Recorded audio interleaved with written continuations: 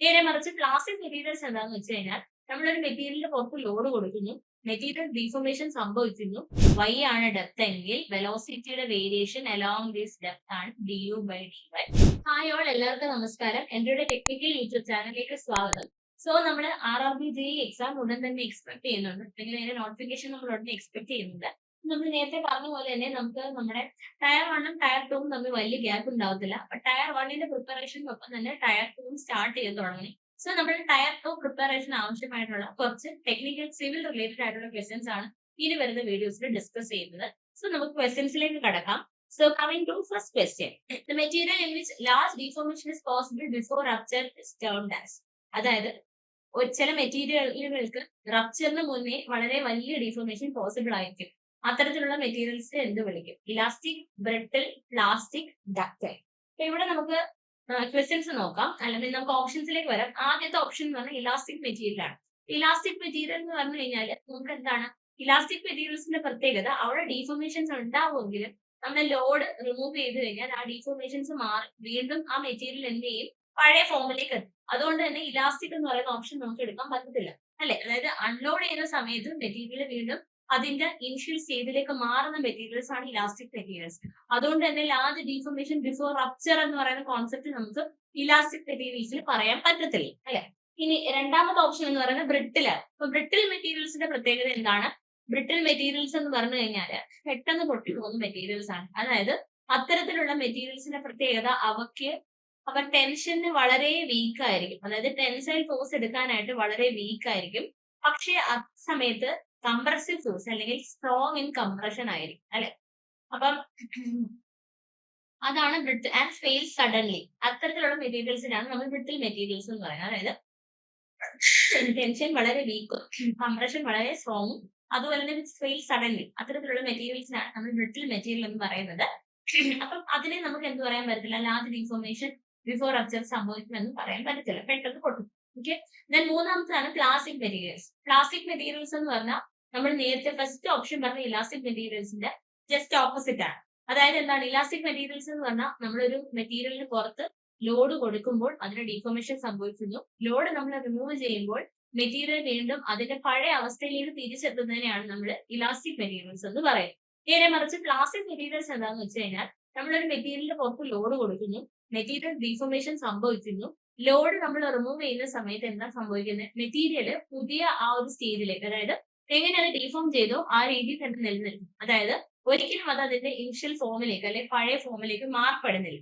അത്തരത്തിലുള്ള മെറ്റീരിയൽസിനെയാണ് plastic materials എന്ന് പറയുന്നത്. അതായത് അവിടെ സംഭവിക്കുന്ന പെർമനന്റ് ഡീഫോർമേഷൻ ആണ്. ഓക്കെ, അപ്പൊ പ്ലാസ്റ്റിക് മെറ്റീരിയൽസിന് സംഭവിക്കുന്ന എന്താണ്? പെർമനന്റ് ഡീഫോർമേഷൻ ആണ്. അപ്പൊ അതുകൊണ്ട് അതും നമുക്ക് പറയാൻ പറ്റത്തില്ല. ഇനി അടുത്തെന്ന് പറഞ്ഞാൽ ഡക്റ്റൈൽ മെറ്റീരിയൽസ് ആണ്. ഡക്റ്റൈൽ മെറ്റീരിയൽസ് എന്ന് പറഞ്ഞാൽ എന്താണ്? അത്തരത്തിലുള്ള മെറ്റീരിയൽസിനെ നമുക്ക് തിൻ വയേഴ്സ് ആക്കി മാറ്റിയെടുക്കാനായിട്ട് സാധിക്കും. അതായത് അതിനെ വലിച്ച് നീട്ടി നല്ല കട്ടിയുള്ള വയർ ആണെങ്കിൽ അതിനെ നമുക്ക് വലിച്ച് തിൻ വയേഴ്സ് ആക്കി മാറ്റിയെടുക്കാൻ പറ്റും. അതായത് അത്തരത്തിലുള്ള ഈ തടിച്ച് ഉരുണ്ടിരുന്ന മെറ്റീരിയൽ നമ്മൾ മെലിഞ്ഞ് കുഞ്ഞു ഫോമിലേക്ക് ആക്കുകയാണ്. അതായത് വലിയ ഡീഫോർമേഷൻ ആണ്. അതായത് ഈ മെറ്റീരിയലിനെ സംബന്ധിച്ച് വളരെ വലിയ ഡാമേജ് ഉണ്ടാകുന്ന വസ്തുവാണ്.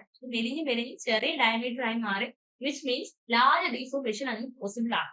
അതായത് ഇത് ഫെയിൽ ആവുന്നതിന് മുന്നേ, അതായത് ഇപ്പൊ നമുക്ക് സ്റ്റീലൊക്കെ എക്സാമ്പിൾ എടുക്കുവാണെങ്കിൽ സ്റ്റീൽ എന്ന് പറയുന്ന ഇങ്ങനെ സ്റ്റീൽ റോഡ് ഇരുന്ന് ഈ സ്റ്റീൽ റോഡ് ഇങ്ങനെ ആയി വലിച്ച് നീണ്ട് നൂല് പോലായി പൊട്ടിപ്പോകുന്ന അവസ്ഥയാണ്. അതായത് വളരെ വലിയ ഡീഫോർമേഷൻ സംഭവിച്ചതിന് ശേഷം മാത്രമാണ് അത് പൊട്ടിപ്പോകുന്നത്. ഇപ്പൊ സ്റ്റീൽ എന്ന് പറയുന്നത് ഒരു പെർഫെക്റ്റ്ലി ഡക്റ്റൈൽ മെറ്റീരിയൽ ആണ്. അതായത് നമുക്ക് റപ്ചറിന് മുന്നേ വളരെ വലിയ ഡീഫോർമേഷൻ സംഭവിക്കുന്ന മെറ്റീരിയൽസിനെ വിളിക്കുന്ന പേരാണ് ഡക്റ്റൈൽ മെറ്റീരിയൽസ്. സോ നമ്മുടെ ഓപ്ഷൻസിൽ ഏറ്റവും സ്യൂട്ടബിൾ ആയിട്ടുള്ള ഓപ്ഷൻ ഏതാണ്? ഓപ്ഷൻ ഡി, ഡക്റ്റൈൽ മെറ്റീരിയൽസ് ആണ്. അതായത് വളരെ വലിയ ഡീഫോർമേഷൻ നമുക്ക് റപ്ചറിന് മുന്നേ സംഭവിക്കുന്ന തരത്തിലുള്ള മെറ്റീരിയൽസിനെ നമുക്ക് എന്ത് പറയാൻ പറ്റും? ഡക്റ്റൈൽ മെറ്റീരിയൽസ് എന്ന് പറയും. So your correct answer option D. So 4 ഓപ്ഷൻസിനെയും കാര്യങ്ങൾ നമ്മളിവിടെ പറഞ്ഞിട്ടുണ്ട്. ഇനി മാലിബിലിറ്റി ഇതിന് കൂടെ തന്നെ പറയാം. മാലിബിലിറ്റി എന്ന് പറഞ്ഞു കഴിഞ്ഞാൽ മെറ്റീരിയൽസിനെ നമുക്ക് തിൻ ഷീറ്റ് ആയിട്ട് കൺവേർട്ട് ചെയ്യാൻ പറ്റുന്ന പ്രോപ്പർട്ടിയാണ് മാലിബിലിറ്റി എന്ന് പറയുന്ന. അത്തരത്തിലുള്ള മെറ്റീരിയൽസിനെ നമ്മൾ മാലിബിൾ മെറ്റീരിയൽസ് എന്ന് പറയും. ഓക്കെ, അടുത്ത ക്വസ്റ്റ്യൻ നോക്കാം. ഫ്ലൂയിഡ് മെക്കാനിക്സിൽ നിന്നുള്ളൊരു ക്വസ്റ്റ്യൻ ആണ്. Poise is the unit of. Option A surface tension, option B capillarity, option C viscosity, option D shear stress in fluids. ഇപ്പൊ പോയിസെ എന്ന് പറയുന്ന വേർഡ് നമ്മൾ ഫ്ലൂയിഡ് മെക്കാനിക്സ് റിലേറ്റഡ് ആയിട്ട് നമ്മൾ ഒരുപാട് ഫെമിലിയർ ആയിട്ടുള്ള യൂണിറ്റ് ആണ്. ഓക്കെ, അപ്പൊ സർഫസ് ടെൻഷൻ ആണ് ഫസ്റ്റ് ഓപ്ഷൻ പറഞ്ഞിരിക്കുന്നത്. സർഫസ് ടെൻഷൻ എന്ന് പറഞ്ഞാൽ എന്താണ്? ഫോഴ്സ് പെർ യൂണിറ്റ് ലെങ്ത് ആണ്. അപ്പൊ അതുകൊണ്ട് തന്നെ ഫോഴ്സിന്റെ യൂണിറ്റ് ന്യൂട്ടൺ ആണ്, ലെങ്ത്തിന്റെ യൂണിറ്റ് മീറ്റർ ആയതുകൊണ്ട് ന്യൂട്ടൺ പെർ മീറ്റർ ആണ്. ന്യൂട്ടൺ പെർ മീറ്ററിന് പോയിസ് എന്നൊരു എന്താ പറയാ, ഒരു പ്രത്യേക തരം പേരിട്ടൊന്നും നമ്മൾ വിളിച്ച് പഠിച്ചിട്ടില്ല. അപ്പൊ അതല്ല ആൻസർ. ഇനി അടുത്ത ക്യാപിലാരിറ്റി ആണ്. ക്യാപിലാരിറ്റി എന്ന് പറഞ്ഞാൽ റൈസ് ഓഫ് ഫ്ലൂയിഡ് ആണ്. അപ്പൊ എച്ച് ആണ്, അത് മീറ്റർ അല്ലെങ്കിൽ സെന്റിമീറ്റർ ആയിരിക്കും. അതും നമുക്ക് പോയിസെ എന്ന് പറയാൻ പറ്റത്തില്ല. Then you have another two options, viscosity and shear stress in fluids. Viscosity നമുക്കറിയാം. വിസ്കോസിറ്റി നമുക്ക് ഡൈനാമിക് വിസ്കോസിറ്റി ഉണ്ട്, കൈനമാറ്റിക് വിസ്കോസിറ്റി ഉണ്ട്. ഇവിടെ വിസ്കോസിറ്റി എന്ന് മാത്രം പറഞ്ഞിട്ടുണ്ടായിരുന്നില്ല. നമുക്ക് ഓപ്ഷൻ എന്ത് പറയാൻ പറ്റും? ഓപ്ഷൻ എസ് വിസ്കോസിറ്റി എന്ന് പറയാൻ പറ്റും. ഓപ്ഷൻ സി വിസ്കോസിറ്റി എന്ന് പറയാൻ പറ്റും. അതായത് നമുക്കറിയാം newton second per metre square എന്ന് പറയുന്നതാണ് പോയിസെ എന്ന് പറയുന്നത്. ഒരു newton second per sorry 10 poise എന്ന് പറയുന്നത്, ഒരു newton second per metre square എന്ന് പറയുന്നത് 10 പോയിസയാണ്. ഓക്കെ, അപ്പൊ അത് ഓർത്ത് വെക്കുക. അപ്പൊ നിങ്ങൾക്ക് എന്ത് മനസ്സിലായി? നമുക്ക് പോയിസെ എന്ന് പറയുന്നത് വിസ്കോസിറ്റിയുടെ യൂണിറ്റ് ആണെന്ന് മനസ്സിലായി. Newton second per metre square ആണ് ഒരു 10 പോയിസെ എന്ന് പറയുന്നത്. അപ്പൊ ഈ കൺവേർഷൻ ഒക്കെ കാര്യങ്ങൾ ഓർത്ത് വെക്കുക. ഓക്കെ, പിന്നെ ലാസ്റ്റ് ഓപ്ഷനിലേക്ക് വരാം. Shear stress in fluid. നമുക്കറിയാം ഷിയർ സ്ട്രെസ് എന്ന് പറയുന്നത് this will be equal to mu into d u by d y. അതായത് ഫ്ലൂയിഡ്സിന്റെ ഷിയർ സ്ട്രെസ് എന്ന് പറഞ്ഞു കഴിഞ്ഞാൽ actually it is directly proportional to velocity gradient എന്നാണ്. വെലോസിറ്റി ഗ്രേഡിയന്റ് എന്ന് പറഞ്ഞാൽ നമുക്ക് പല വെലോസിറ്റി, അതായത് പല ലെയർ ഓഫ് ഫ്ലൂയിഡ് ഉണ്ടെങ്കിൽ y ആണ് ഡെപ്ത് എങ്കിൽ വെലോസിറ്റിയുടെ വേരിയേഷൻ അലോങ് ദിസ് ഡെപ്ത് ആണ് d u by d y. അപ്പൊ നമ്മുടെ ഷിയർ സ്ട്രെസ് എന്ന് പറഞ്ഞാൽ it is directly proportional to d u by d y ആണ്. ഓക്കെ, അപ്പം നമ്മൾ ഈ ഒരു പ്രപ്പോർഷണാലിറ്റി സൈനെ മാറ്റാനായിട്ട് നമ്മൾ എന്ത് ചെയ്യുന്നു? നമ്മൾ ഇക്വാലിറ്റി കൊടുക്കുന്നു. അതായത് കോൺസ്റ്റന്റ് മൾട്ടിപ്ലൈ ചെയ്ത് കൊടുക്കണം. It is equal to mu into d u by d y. ഇതാണ്. അപ്പൊ ഷിയർ സ്ട്രെസ് എന്താണ്? പോയിസെ എന്ന് പറയുന്നത് ഷിയർ സ്ട്രെസിന്റെ യൂണിറ്റ് ഒന്നും അല്ല എന്ന് നമുക്ക് മനസ്സിലായി. ആൻസർ എന്താണ് ഇവിടെ നമുക്ക് വരിക? ഓപ്ഷൻ സി വിസ്കോസിറ്റി ആണ്. ഒരു newton second per metre square എന്ന് പറയുന്നത് എന്താണ്? നമുക്ക് 10 പോയിസെ ആണ്. ഇതിനെ തന്നെ നമുക്ക് പാസ്കൽ സെക്കൻഡ് എന്നൊക്കെ എഴുതാം. കാര്യം newton per metre square pascal ആണ്. ബാക്കി അതൊക്കെ നമ്മൾ ഇനി ഡീറ്റെയിൽ ആയിട്ട് ക്വസ്റ്റ്യൻസ് ഡിസ്കസ് ചെയ്യുമ്പോൾ ചെയ്യുന്നതായിരിക്കും. ഓക്കെ, അപ്പം ഇനി നമുക്ക് അടുത്ത ക്വസ്റ്റ്യനിലേക്ക് പോവാം. Uniformity coefficient of filters and is represented by. നമ്മൾ ജിയോടെക്നിക്കലിൽ നിന്ന് വരുന്ന ഒരു ക്വസ്റ്റ്യൻ ആണ്. അപ്പൊ നമുക്ക് യൂണിഫോമിറ്റി കോഎഫിഷ്യന്റ് എന്ന് പറയുന്നത് നോർമലി നമ്മൾ CU വെച്ചിട്ടാണ് റെപ്രസെന്റ് ചെയ്യുന്നത്. ഇതുപോലെ തന്നെ നമുക്ക് വേറൊരാളും കൂടി ഉണ്ട്, കോഎഫിഷ്യന്റ് ഓഫ് കർവേച്ചർ CC എന്ന് പറഞ്ഞിട്ട് ഒരാളും കൂടി ഉണ്ട്. അപ്പൊ രണ്ടുപേരെയും പഠിച്ചു വെക്കുക.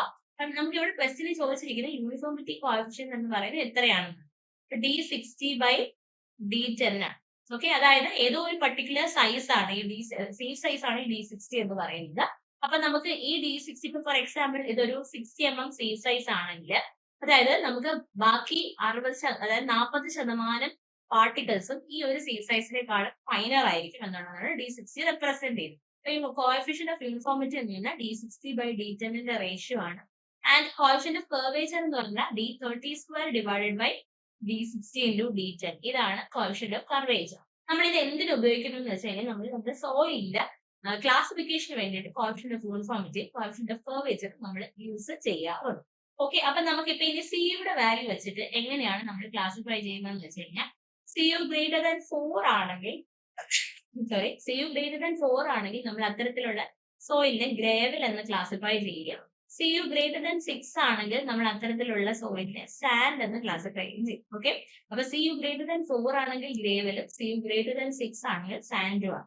കോഎഫിഷ്യന്റ് ഓഫ് കർവേച്ചർ വെച്ച് ഇങ്ങനെയാണ് നമ്മൾ സോയിലിനെ ക്ലാസിഫൈ ചെയ്ത് കൊടുക്കുക. ഓക്കെ, CU ഗ്രേറ്റർ ദാൻ 4 ആണെങ്കിൽ it is gravel and CU greater than 6 ആണെങ്കിൽ ഇറ്റ് ഇസ് സാൻഡ്. അത് ക്ലിയർ ആണല്ലോ. ഇനി നമുക്ക് ഈ D60 by D10 ആണ് നമ്മൾ കോഎഫിഷ്യന്റ് ഓഫ് യൂണിഫോമിറ്റി എന്ന് പറയാറുള്ളത്.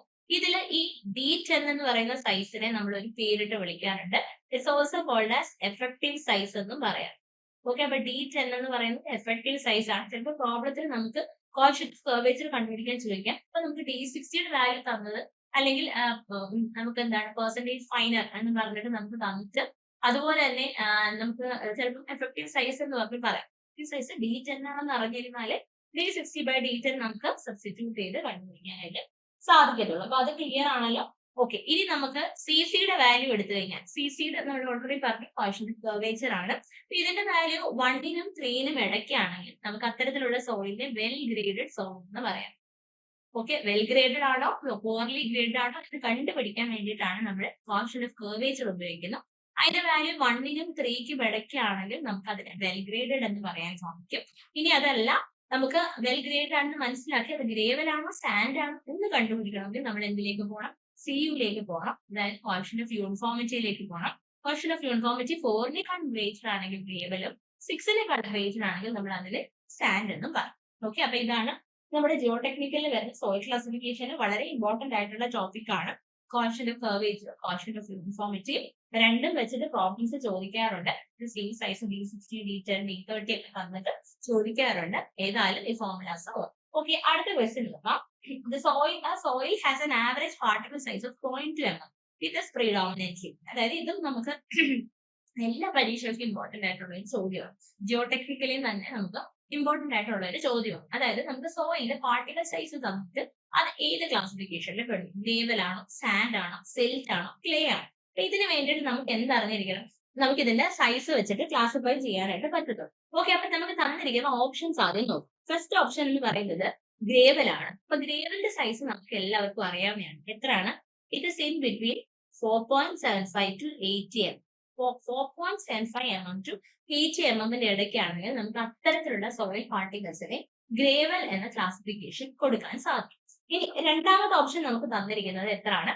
സാൻഡ് ആണ്. അപ്പൊ സാൻഡ് എന്ന് പറഞ്ഞാൽ 75 മൈക്രോൺ ടു 4.75 mm ആണെങ്കിൽ നമ്മൾ അത്തരത്തിലുള്ള പാർട്ടിക്കൽസിനെ എന്ന് പറയും?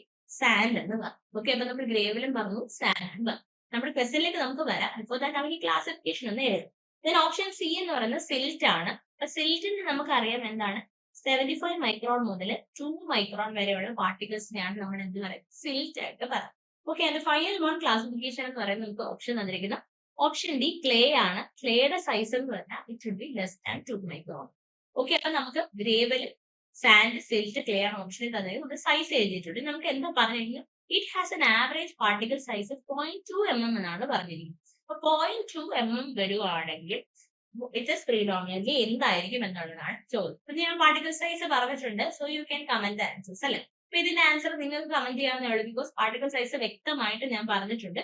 ഈ 0.2 mm എന്ന് പറയുന്നത് 4.75 to 80 mm ആണോ, 75 മൈക്രോൺ ടു 4.75 mm ആണോ നിങ്ങൾ നോക്കുക. എന്നിട്ട് ബാക്കി ഇത് രണ്ടും എന്തായാലും വരത്തില്ല, മൈക്രോൺസിൽ പറഞ്ഞിരിക്കുന്നുണ്ട്. So you can ascertain whether 0.2 micron ആണോ, ലെസ് ദാൻ 2 ഏതാണെന്ന് വെച്ചാൽ you can comment the answers. അപ്പൊ ഇത് നമ്മുടെ ബേസിക് ആയിട്ടുള്ള ക്ലാസിഫിക്കേഷൻ ആണ്. ഗ്രേവൽ, സാൻഡ്, സിൽറ്റ്, ക്ലേ എന്ന് പറയുന്ന ബേസിക് ആയിട്ടുള്ള soil classification based on size ആണ്. പക്ഷെ ഇതിനകത്ത് തന്നെ നമുക്ക് ഫൈന്, അതുപോലെ കോസ് അങ്ങനെയൊക്കെ പറഞ്ഞിട്ട് വീണ്ടും ഇടയ്ക്ക് ക്ലാസിഫിക്കേഷൻ ഉണ്ട്. അപ്പൊ അത് ഞാൻ പറയുന്നില്ല ഇവിടെ. പിന്നെ നമുക്ക് വേറൊരു കാര്യമുള്ളത് കൊബിൾസ് ഉണ്ട്. കൊബിൾസ് ചോദിക്കാറുണ്ട്. കൊബിൾസിന്റെ സൈസ് അറിയാമെങ്കിൽ കമന്റ് ചെയ്യുക. 80 mm to 300 mm ആണ് നമ്മുടെ സൈസ് വരിക. അതും ചോദിച്ചു കണ്ടിട്ടുണ്ട്, അതുകൊണ്ട് മെൻഷൻ ചെയ്യുമെന്ന് മാത്രം. ഓക്കെ, അപ്പൊ ഇനി ബൗൾഡേഴ്സ് ഉണ്ടെങ്കിൽ ഇഫ് യു ആർ ഹാവിംഗ് ബൗൾഡേഴ്സിന്റെ സൈസ് എന്ന് പറഞ്ഞാൽ ഗ്രേറ്റർ ദാൻ 300 mm ആയിരിക്കും. ഇതൊക്കെ ബേസിക് ആയിട്ടുള്ള കുറച്ച് കാര്യങ്ങൾ പറഞ്ഞു എന്ന് മാത്രം. ഓക്കെ, അപ്പം നോട്ട് വെക്കാം. ഇനി 4.75 to 2 mm വരുവാണെങ്കിൽ 4.75 mm to 2 mm ഇടയ്ക്ക് വരുവാണെങ്കിൽ അത് കോസ് ആണ്. ഞാനത് കൂടുതൽ ഡീറ്റെയിൽ ആയിട്ട് പറയുന്നില്ല, ഒത്തിരി അങ്ങ് ഇതായിരിക്കും. കോസ്, മീഡിയം, ഫൈൻ എന്ന് പറഞ്ഞ് പിന്നെയും കൂടി ഒരു ക്ലാസിഫിക്കേഷൻ ഉണ്ട്. അപ്പൊ അതും കൂടി ഒന്ന് ഓർത്തിരിക്കുക. 4.75 to 2 mm ആണെങ്കിൽ അതിന് കോസ് ഗ്രേറ്റ് സോയിൽ എന്ന് പറയും. ഇനി 2 mm to 4.25 ആണെങ്കിൽ, 250 മൈക്രോൺ ആണെങ്കിൽ ഇറ്റ് ഇസ് മീഡിയം ആണ്. ആൻഡ് 4.25 to 0.75 അല്ലെങ്കിൽ 425 മൈക്രോൺ 425 മൈക്രോൺ ആണ്. 75 മൈക്രോണും 425 മൈക്രോണും ഇടയ്ക്കാണെങ്കിൽ you can call it fine. Just പറഞ്ഞെന്ന് മാത്രം. അത് നമുക്ക് ഇനി വരുന്ന ക്വസ്റ്റ്യൻസിൽ കോസും ഫൈനും മീഡിയം ക്ലാസിഫിക്കേഷൻ വരുമ്പോഴത്തേക്ക് യൂസ് ചെയ്യാം. അപ്പൊ ഇവിടെ നമുക്ക് ഗ്രേവലിന്റെ സൈസ്, സാൻഡിന്റെ സൈസ്, സിൽറ്റിന്റെ സൈസ്, ക്ലേയുടെ സൈസ് ഓർക്കും. ഓക്കെ, അപ്പൊ ഇതാണ് നമ്മുടെ ഫസ്റ്റ് സെറ്റ് ഓഫ് ക്വസ്റ്റ്യൻസ്. ബാക്കി ക്വസ്റ്റ്യൻസ് നമുക്ക് അടുത്ത വീഡിയോയിൽ ഡിസ്കസ് ചെയ്യാം. Thank U.